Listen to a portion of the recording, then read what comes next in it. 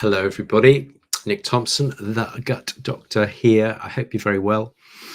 It's been a very hot day today, and I hope you're well. In the UK, we're having a couple of days of really, really fabulous June weather. Hope it's good with you, wherever you may be, in the States, in Europe, in Australia. You're really, really welcome along to here to the Gut Doctor. Bit of housekeeping first of all. Our next show will be on the 25th of July, and we're going to be covering lepto vaccination, leptospirosis vaccinations. So that should be very, very interesting. So hope you can come along for that. That's the 25th of July. So while we're waiting for everybody to come along and get comfortable, get settled in their seats, hopefully with a glass of wine, to just ponder wormers and pesticides. That's what we're going to do today, wormers and pesticides. Just while we're waiting for people to come in, I'm just going to give a bit of up-to-date news. So the peacocks, after 2 months of being very, very noisy, are now just beginning to pipe down. We even had a complaint from one of the neighbors at one point. So we spoke to everybody else in the village and everybody was fine. So we hoped that they would pipe down fairly soon, and they are. They're shedding, that they have these incredible tail feathers, as you know, and they're beginning to shed those. So there's obviously a big hormonal balance, a hormonal shift going on, and their spring surge. Let's make lots of little peacocklets. That's gone now. The peahens have been off, and they're laying eggs somewhere in the woods. Don't know where. If we find them, we may try and incubate 1 or 2. So it's pretty exciting and much more peaceful, so that's good. The kittens are growing up. They must be about 7 months now, and they're hunting for mice and things in the woods, and they're even catching the odd squirrel. We have a lot of squirrels here. There's a lot of woods, a lot of trees around, so we get a lot of squirrels. What else is happening? Jet the puppy, he's now about 10 months old, and he is beginning to settle.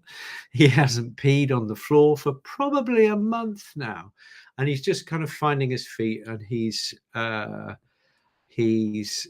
just beginning to think about maturing now. Just beginning. That's not going to be complete until he's probably 20 months plus, because he's a big lad, real big lad. I've just been down to Hilton Herbs today. I've just started doing a bit of work with Hilton Herbs. Really lovely company. They've been around for maybe 25 years or so, possibly even 30. And I'm going to be doing some work with them, so that we're going to be introducing some new, very exciting herbal products coming out of that stable. So that's really, really exciting. So keep your eyes on Hilton Herbs. Thanks again to Verx for helping me to be able to put on the Gut Doctor show every month for you, so that we can investigate lots of these less traveled. Okay, so there you go. That's a little bit of a background. Everybody's gathering here. So Laura says, I've never heard of peacock. Oh, Laura, if you get over here quickly, you'll catch the tail end. So there we go. So guys, without any further ado, let's get into wormers and pesticides. There's quite a lot to look at. It's interesting. It's a little bit chilling. And the context here is that I'm going to be giving a counter narrative, if you like. If you go to the manufacturers of the pesticides and the pharmaceutical wormers, they will give you one side of the story, that they're safe and effective, and that there are elements of that narrative that they won't highlight, which I will highlight, not to be a doomsayer. I don't want to be a doomsayer. I'm an optimist by nature. But I think it's really important that you have both the pros and the cons of any intervention, be it herbal, be it homeopathic, be it pharmaceutical. I think it's really, really important that we go in with our eyes open so that we can see the pros and the cons. We can see the full implication of any intervention that we bring. What impact is it going to have on the dog? What impact is it going to have on the family? What impact is it going to have on the community? What impact is it going to have on the local and global ecology? Yeah, that's how big we're going to go tonight. Not that we don't do that on a regular basis. So Jivan is here, and that's fabulous. Liz Hales is here. So it's really great to see you guys coming along. Let's jump in now. Finally, after I've got an itchy moustache. Finally, after 3 years, I think I've got it. I'm going to come down here in this little corner, and then we're going to go over here. And Laura is the director for the evening. Laura, good evening. Thank you very, very much. And she hopefully is going to give me the thumbs up just to say that she can hear what I'm saying. What I'm going to do is we're going to go through some slides, and we get the thumbs up from Laura. So great. We're going to go through some slides, then I'll come back to you guys. And if there's any questions, please put them up as we're going along. And at the end, if you've got any questions on the material that we're going through, I've given you some of the source material so that you can go and check. Always do your homework. Don't believe anybody. Don't believe the pharmaceutical manufacturers. Don't believe me. Do your homework yourself, I would suggest, is a very good idea in this strange world we find ourselves, where science is changing. I think over the last 4 years or so, science has taken a turn for the worst, and so we need to be on our toes to be protecting ourselves, our animals, and our families. So this is part of that effort in a sense. So wormers and pesticides is what we're doing this evening, and I've called it the good, the bad, and the ugly. The reason that because it's just struck me that would be a good subtitle. I've put the good in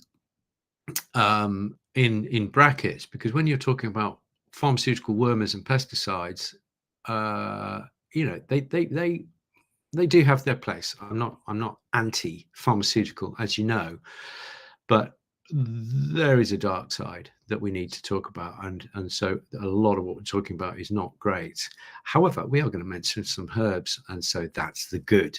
Okay, so we're going to be talking about the good, the bad, and the ugly this evening. So let's jump in. This is Dr. Ray Kaplan, and I was in touch with him in the mid-teens, kind of 2015 or so. And he's way on the ball. He's really sharp researcher. At that stage, he was at the University of Georgia in the States. And if we just look at a global view of drug resistance, okay, so we're talking about wormers, and we're talking about anthelmintic resistance. Everybody's heard about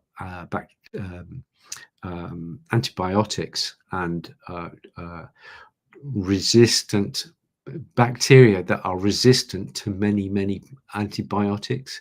The same is happening in the anthelmintic world. That is to say, there are parasites which, by the same similar mechanism, they are being the use of drugs that kill those populations, be they bacteria or be they worms.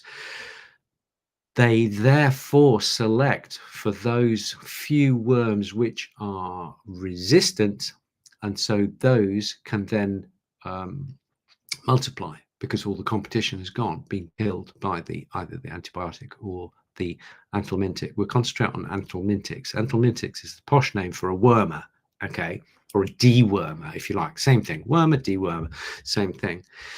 And Ray says, in the majority of most important parasitic species of sheep, goats, cattle, and horses, multiple drug resistance is the new status quo. Okay, that is to say, it is an enormous problem throughout the world in farm animals. Okay, the plot thickens. I will tell you more. Okay, but he's saying in farm animals, this is a really big deal. It's costing farmers an absolute fortune, and what distresses me is that there are massive welfare implications. Yeah, these are animals who they've got, you know, significant worm disease, and the farmers are whacking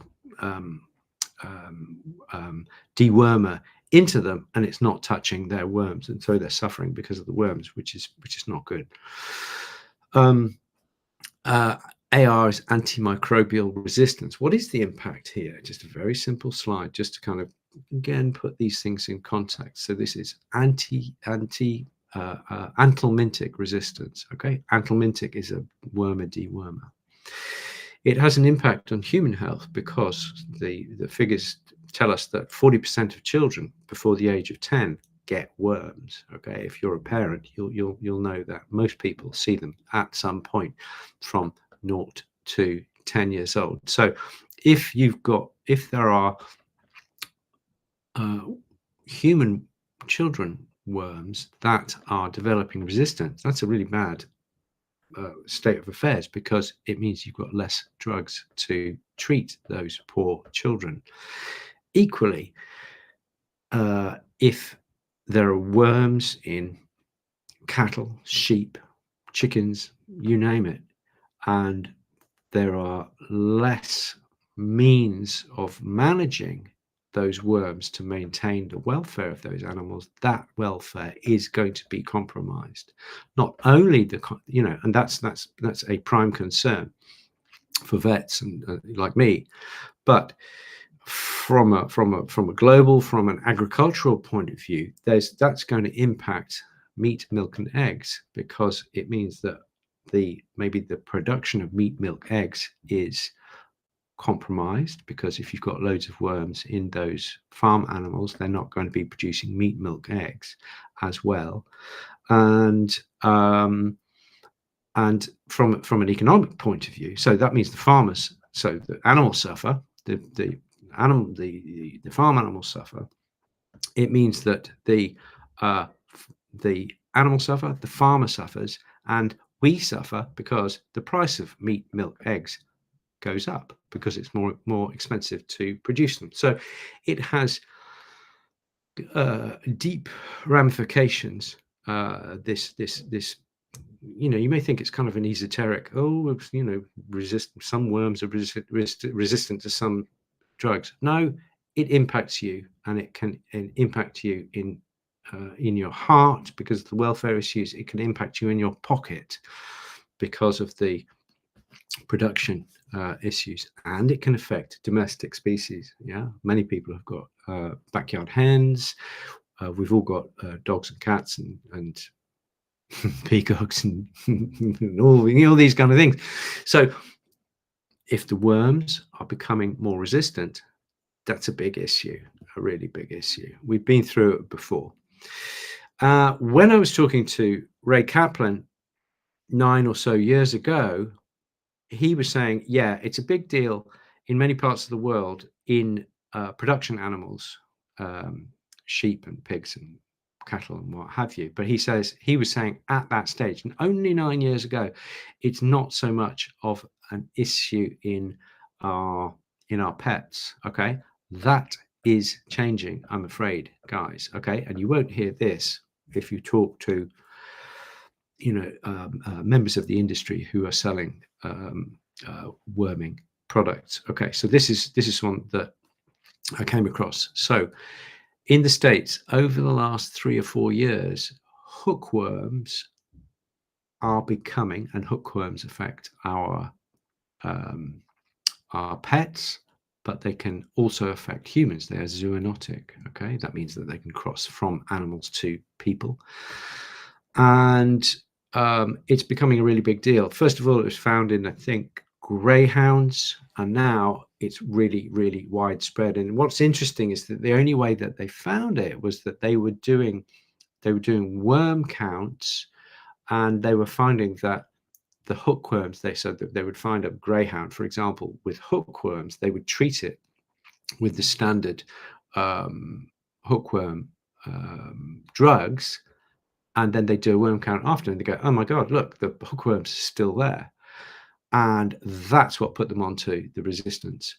So, so just look at the date. This is December 23, and the headline there, the subline is hookworms are now being documented as having resistance to several common deworming drugs. Several. That is the list. There are the main wormers that we use: fenbendazole, that's Panacur; Febantel, macrocytic lactones, that will be the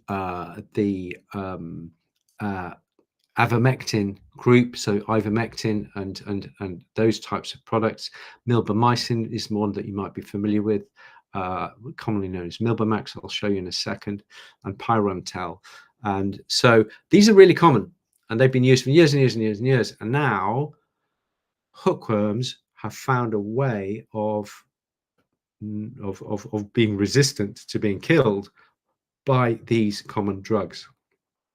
So it's a big deal. It really is a big deal. So in this paper, you'll be able to find it if you just put that that title into Google. I'll save you the bother. Here are the highlights. If you want to look through this in detail, you're really welcome to. This this presentation is being recorded, and so you can go back through and you can freeze frame when you get to certain slides. But there's 3 key points here. Anthelmintic resistance is spreading rapidly in the States, okay, because of this selective pressure. You kill all the ones that you can, and therefore it leaves the ones that are not killed by the drug, and so they go yippee, because they've got the whole gut to themselves, as it were, because they've got no competition from all those ones that were killed. Hookworms are zoonotic, yeah, so it means that this is not just a dog issue. This is potentially a human issue as well, which, you know, even more gets our attention. And they say, and this is always how they couch it, the judicious use of antimicrobials and anthelmintics is recommended in the future. Now, that's what they've been saying for 20 years, but now they're really driving it home that we need to be really careful with our use of anthelmintic, of wormers, dewormers. Okay, I'll show you what I use at home, and I recommend to my clients. Not only is it hookworm, but also heartworm. Now, heartworm is not a big deal in the UK, but it is in the warmer southern countries of Europe, Spain, and those southern regions. And that, here we go, this is dated, it's dated August 24, but actually this is a preprint because of the joys of e-publishing and what have you. So this has come out within days, the last few days. And the first case of wormer-resistant heartworm, Dirofilaria immitis, is heartworm. Yeah, Angiostrongylus is the lungworm that we get in the UK in certain areas, but Dirofilaria immitis is the heartworm, and it's coming to Europe. Not only is it coming to Europe, it's coming with a resistance to certain wormers. Okay, so this is something we really need to watch very carefully. This is milbemycin. Yeah, milbemycin, avermectin. These are the drug group that we mentioned here, the macrocyclic lactones. Macrocyclic lactones. It's just the family. If you just think of them as the avermectins, that's pretty close. Which is, an ivermec is one of those. So this one you will be familiar with. Doesn't mean you need to stop using these things. No, not necessarily. But if we can take the use of these things down, and as far as I'm concerned, that means we take the use of herbal products up. The beauty of herbal products is there is no resistance to herbal products, okay, because they're so complex that they overwhelm worms with the hundreds of ways that they can influence a worm. Whereas if you've got a product like this, you've got milbemycin is the active ingredient. That's a single molecule that the worm has to get around.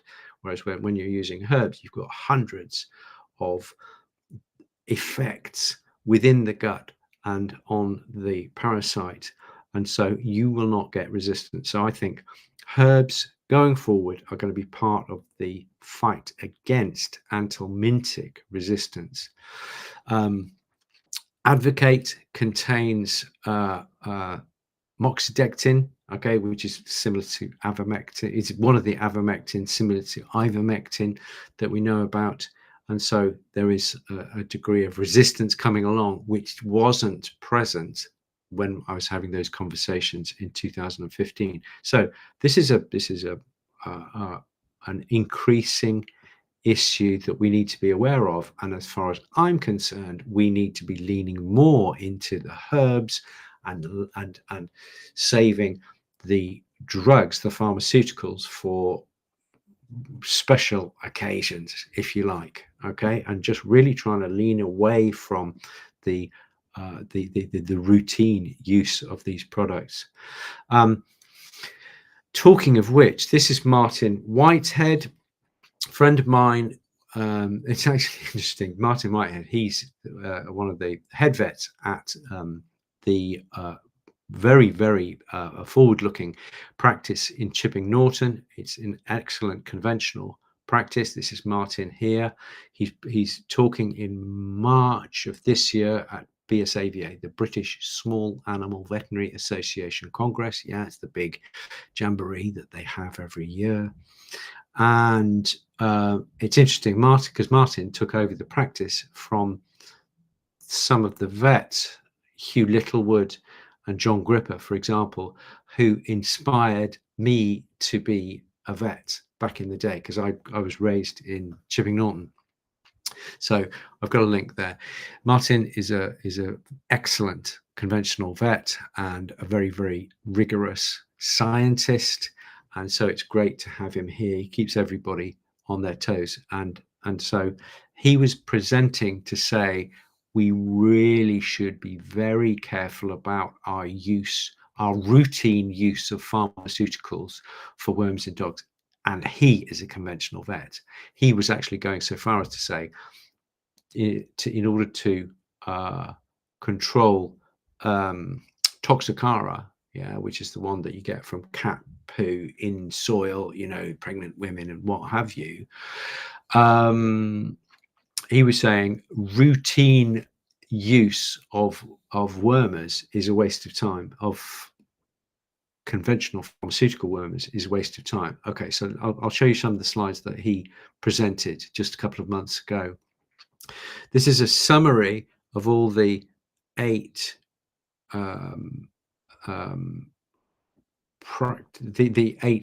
studies that he presented. Okay, so you can go and look them up nowadays. Looking things up on Google is very easy. You just need the name and the date, perhaps.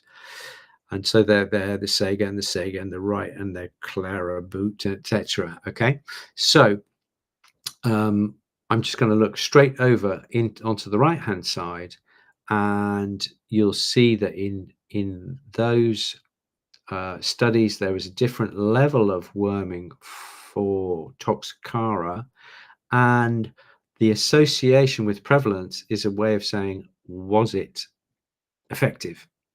Did it help to reduce the amount of worm egg that these dogs distributed? And as you'll see, 1, 2, 3, 4, 5. 5 of them had no effect. One of them, when they were using it 7 times a year, had an increased risk association with prevalence. Yeah, the more wormer you use, the more worm you got, which is bizarre. Sorry, that's the dogs barking downstairs. And there was one by Wright and Wolf in 2007 where it was unclear because it was a there was potentially selection bias in the groups that they chose. So let's have a look at this idea of the more you worm with a pharmaceutical wormer, the more egg shedding you get. Okay, so this is the how would you say that? Nice, perhaps. It's a Dutch name. It's 2014 study, almost 1,000 dogs, and what they found was that in those dogs who were never wormed, there was about 3% of those dogs who shed worms. Okay, the next group is worming once a year, 3.6, which is about the same statistically. Twice a year, about the same as never. Okay, interesting. And then really interesting is when you step it up to worming 3 times a year, it actually doubles. The amount of worm you see being shed doubles. And when you step it up to 4 times a year, it's almost 3 times never worming. Now, whether that's because the wormer is making those eggs come out, I doubt it. I think it's probably a microbiome effect. If you're worming 4 to 7 times a year, you are going to be bashing the microbiome. And if your microbiome is unhappy, your gut will be unhappy, and therefore will be less able to defend itself. The gut will be less able to defend itself from the establishment of Toxocara canis infection. Okay, so again, this says to me we need to lean more into herbal treatments which enhance gut health, and by doing so, improve gut hygiene. Okay, so really interesting stuff. The references are all there. You can have a look. It's about a 50-minute presentation. If you look up BSAVA Congress, Martin Whitehead, then you'll be able to find that presentation.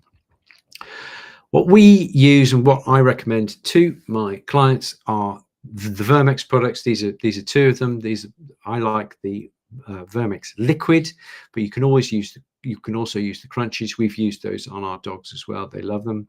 And this is basically just a drip of herbs. There is no pharmaceuticals there, and we are improving gut health in order to help the dog to maintain a healthy non-worm status.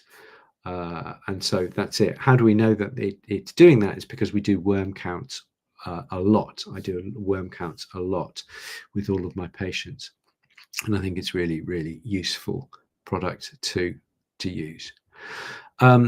Okay, so we've had a chat about wormers. Now let's have a look at pesticides.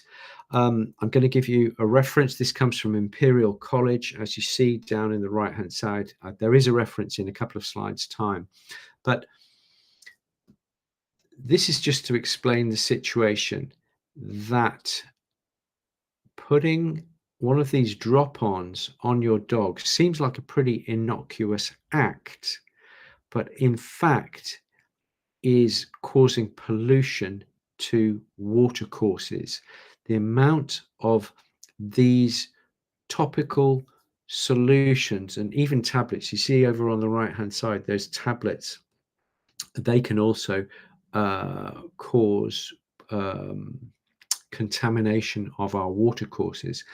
And the reason we know this is that when you test the water downstream of towns and urban conurbations, you find an awful lot more of these types of drop-on products than you find in watercourses in more remote areas. Okay, so there is a direct correlation. Let's go through this slide. I think it's fascinating. It's a brilliant slide. You can get it on the Imperial College website. So going from the left, we have got you drop the product onto the dog's coat as recommended by the manufacturer, and then there are 4 major areas of contamination. So number 1, you wash your hands after you have put the application on. Number 2 is you stroke your pet and then you wash your hands, and there's contamination, which is terrifying because it means that you are the vehicle for getting this pesticide from your dog, from your cat, onto you, therefore onto your family, and then into the watercourse. Okay, I find that terrifying, which is why I don't use these drop-ons, and I don't routinely recommend them at all. More obviously, if you bathe your pet, usually your dog, you're going to be putting these products, if you've used them, into the watercourse. But also, and this is quite interesting, they've looked at it, and so dog or cat sleeps and has been doused with the drop on, then goes to sleep. They have their bedding, that's then washed, and then that contributes to contamination of the watercourse, i.e. rivers and streams and what have you. But also flea collars. Dog has a Seresto flea collar on, jumps in the river, you know, as spaniels, for example, tend to do, and Labradors and what have you, and thus will contaminate that watercourse by definition. Okay. Also, the pet hair, which you will remove one way or another, put in the bin, that may go to landfill, which can then trickle into the watercourse, and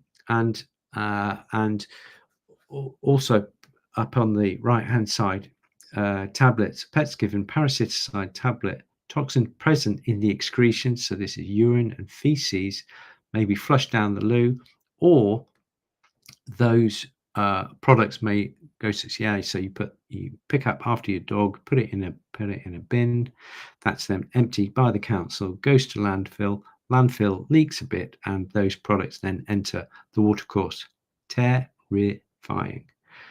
And this is the wildlife. This orange sticker here on the right is it really impacts wildlife. Another sobering kind of badge over here on the left: a single dose for a large dog, a single dose of one of these drop-ons contains enough active ingredient to kill 25 million bees. I'm going to say that again. A single dose for a large dog contains enough active ingredient to kill 25 million, with an M, bees.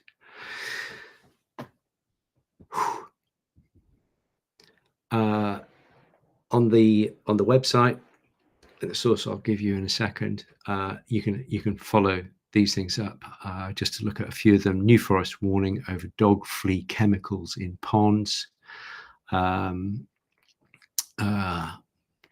Vet Times, 24th of March. Plea for caution as a new report warns of parasiticide pollution threat in the Vet Times. So this is a pretty hot topic now among vets. I'm really pleased to say we're putting pesticides on our pets, and they are affecting pets, family, waterways, environment.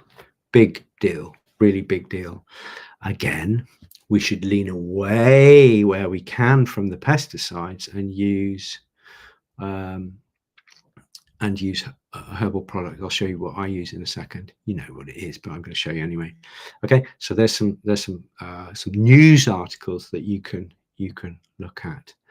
That's the reference. So it's Imperial College, and it's the Grantham Institute, and research stroke parasiticides -pollution. Parasiticides are pollution.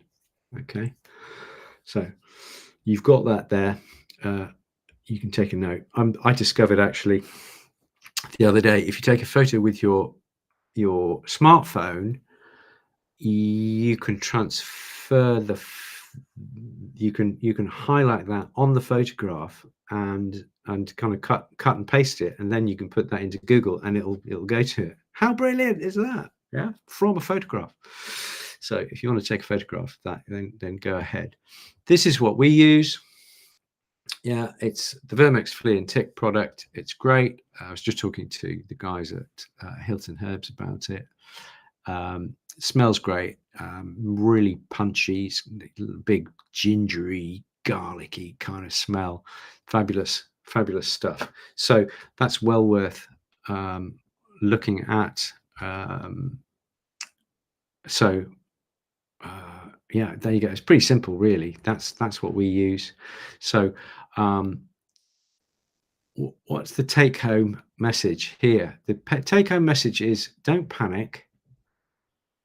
Enjoy your dogs. Lean away from parasiticides as much as possible. Parasiticides, pesticides as much as possible, either internal or external. Lean into herbs, and I would say lean into doing worm counts on your pets frequently, at least 4 times a year, I would say is a good policy.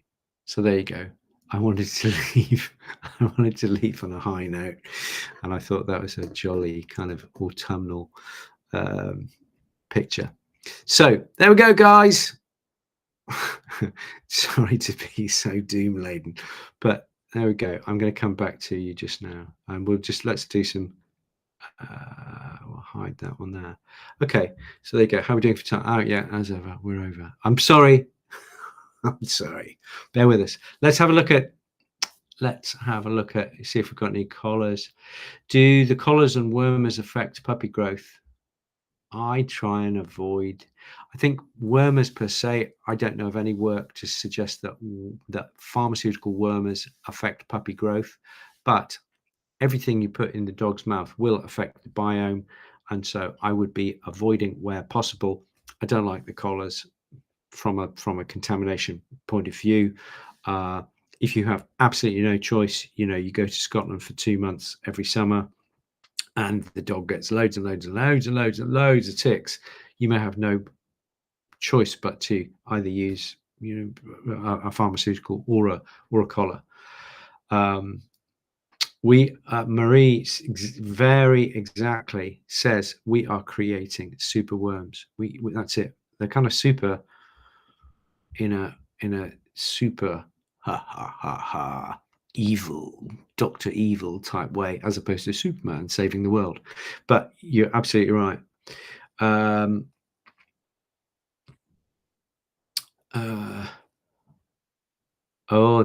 This I think Sandra, this is Sandra. I bet Sandra could pronounce Nice properly.